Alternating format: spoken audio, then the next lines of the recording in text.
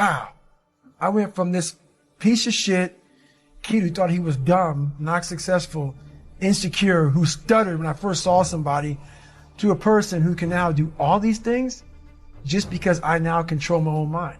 When you get to the point where you really fucking don't care, you're dangerous. You have to understand the significance. And while you're running, don't run away from the challenges. Don't run away because it's not going the way you want it to go. Run with a full heart. Run with everything you have in your heart, get your legs moving and run. Sometimes you may ask yourself, how fast can I run? How fast can I get to my destination? But you have to also understand, when you're running, you've got to have in your mind that you've got to pace yourself. You've got to be able to pay attention. When you're running, because while you're running, there are going to be obstacles around you, and these obstacles are going to be put in place that may try to distract you. But you've got to keep running. You become very, very dangerous. I'm not saying don't care, like, I don't care if I do that. No, when you don't care about other people and how they view you, about how you walk, how you talk, how you dress, where you want to go with your life. You know, growing up, I didn't want to tell anybody I wanted to be in the military. Because why? Some of my black friends, I was afraid of what they think. I was afraid of what other people thought about me. So now, when I go in the military, I didn't know you want to fucking join the military. Yeah, I ain't tell you because I'm afraid of what you thought. Once again, man, you're allowing other people to shackle your mind. It's the worst thing in the world. Do you think you could go the other way and maybe become a bit cold if you don't care what anyone thinks? Your fiance, your kids, you know, they're not the people around. Do you not care what they think? See, that's the thing about it. You have to have an understanding of what not caring means. If your fiance and your kids don't believe in you, you can't care what they think. That means you chose the wrong support staff. There has to be, so that's why a lot of people don't understand one another. Your support staff has to be like, if I want to go out and do whatever it is, my support staff is, you know, my fiance.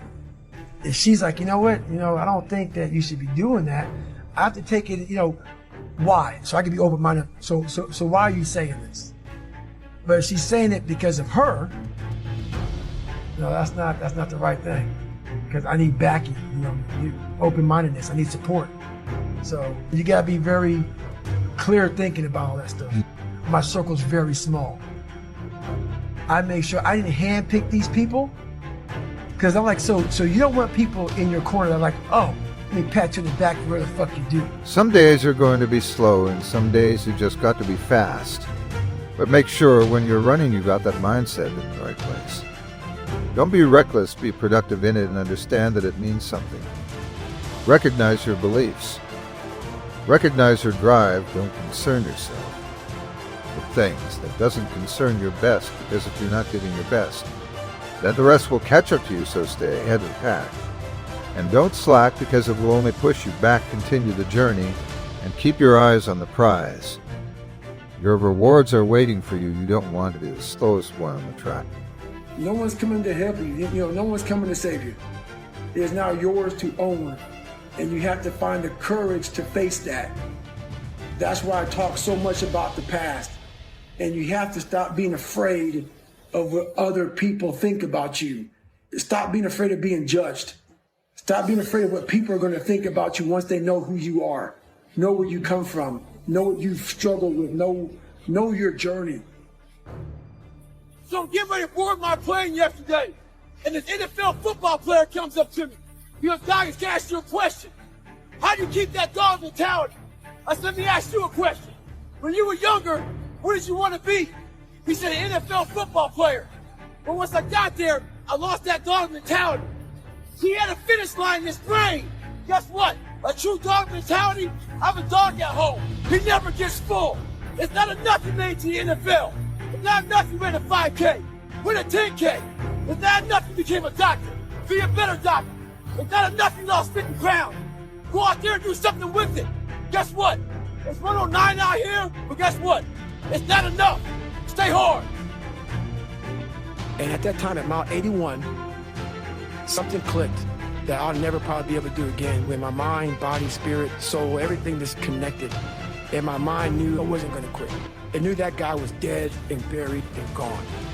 and I was going to die out here on this lawn for whatever reason why, I didn't give a damn. There was no crowds. There was no trophy at the end. I wasn't even in a race in my mind. It was nothing. It wasn't about nothing. There was no nothing. It was a bunch of people who didn't know who I was, and it was me against me. And I used all these different dark places to start bringing out light and just going deeper and deeper. You've got to be the one that's thinking, but don't take too much time. Fake it too much, but understanding that you have to commit to why you're running is good, but you got to walk a little bit first. You've got to walk a little bit so you can understand what's about to happen to you. You've got to walk a little bit so when it's time to put the pedal to the metal.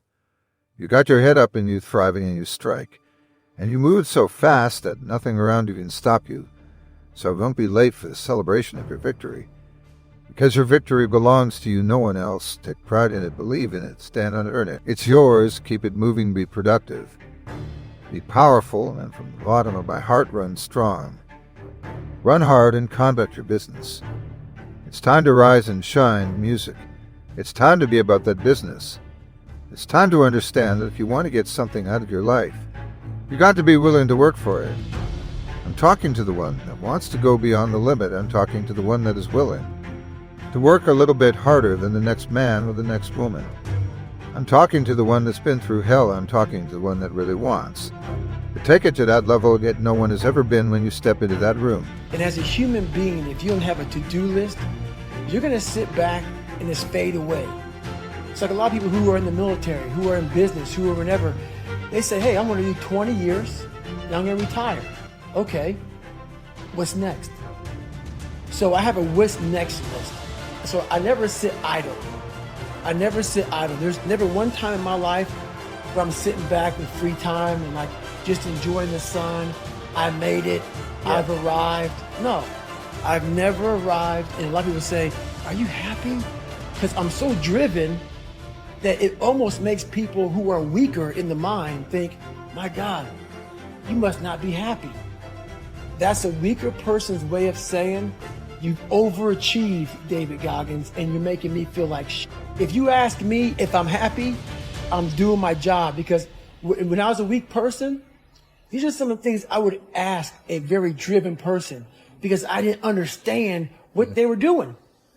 Because they were so driven that my mind was so weak that I was like, they must not be happy. I would find a way to put a title like they're crazy, or they're not fulfilled, or they're empty, because I didn't have what they had. So basically, if I get these questions, I know I'm exactly where I need to be. I'm making you feel a certain way. Even though the good Lord rests, He didn't tell me to. I'm a big faith believer, but God didn't tell me to rest. I genuinely believed I could do it. And the reason why, because I had this voice in the back of my head that I kept on running from. I was afraid of water. I was afraid of dealing with things that made me feel unaccepted. I didn't accept myself. So I kept on going towards things that I felt good. Let me go this way. But something kept on saying, you have it, man. When you step into that environment, you have to be hungry enough to eat what? It's coming your way. You cannot be concerned about what can't be done. You need to be focused on what must be done if you feel that you are not in a position to do it. Why show up in the first place? You've got to understand that it takes grit, passion, and determination to get to the level of where you want to be, but you've got to understand the difference between levels. And going beyond them, you can't stay in one place and expect to get to the next place. You can't look at the sky, because beyond the sky there's a great big universe. Now, what are you going to do about it? Are you prepared to push? Are you prepared to work? Are you prepared to dig? Imagine you're 90 years old sitting in your rocking chair, looking back at your life. Do you think you'll have any regrets if you continue living the way that you're living right now? Will you truly be fulfilled when it's all over? If the answer is no, then ask yourself, why would anyone reject the calling to become what they believe they have the potential to be? Because we limit ourselves in an effort to avoid fear, failure, discomfort, or any sort of pain we think we'll experience. So we build this prevention machine designed to protect us from having to struggle. Destroy this machine. Destroy the part of yourself that's stopping you from living the incredible life you're capable of creating.